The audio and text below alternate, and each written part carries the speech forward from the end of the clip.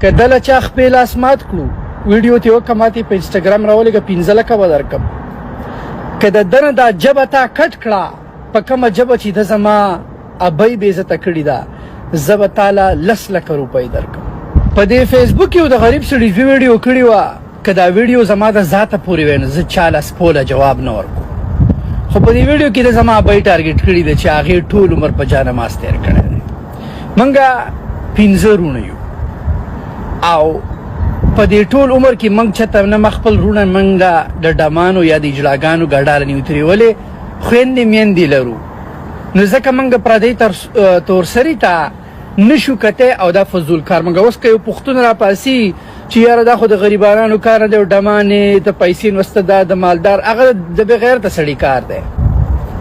نو تا چې کوم انفارمیشن ورکړی دی و انور په ګوته نه پټېږي زما د پلار خورشید انور نوم دی زه د کالا کلي یم او 15 وروڼه یو د مشر ورور مې سهیل انور نوم دی د هغې نه ورپسې فیصل انور دی بیا پسې سعید انور دی بیا پسې زه یم شاهد بیا زما نه ورکوټې نوید انور دی او کومه یاسمین ډمه چې ته یادې زه خو خدای شته نه پېژنم چې دا څوک ده خو د چا به موري او زما مور ته زما کلي ته لاړ شه د بیجي تپوس وکړه زما مور ته خلک بیجي وایي هغې ټول عمر په جانماز په ختمونو کې تېر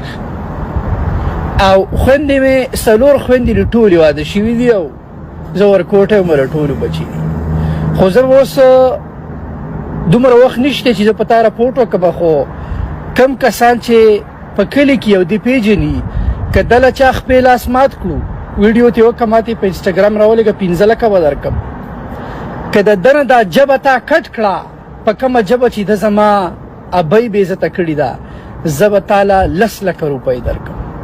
او دا ستا سره د شاهد انور لفظ دی شاهد انور چې کومه خبره وکړي هغه نه شاته کېږي په دوبۍ کې یو شیخ سپی و او ولې ته دوبۍ ته نشي راتلی بیا وي لاوډ سپیکر نو چې شاهد انور چې څه ووایي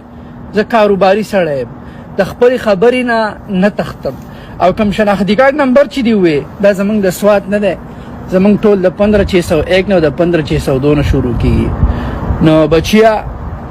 ډېر غول دي خوړلي که فیمس کېدی بل څه به دي ویلي وو په ما پسې به دي څه ویلي خو زما ابۍ دا دې د پښتنو کار نه دی کړی خو زه سره اوس د پښتنو کار کو ډېر به داسې ناسي مجبوره به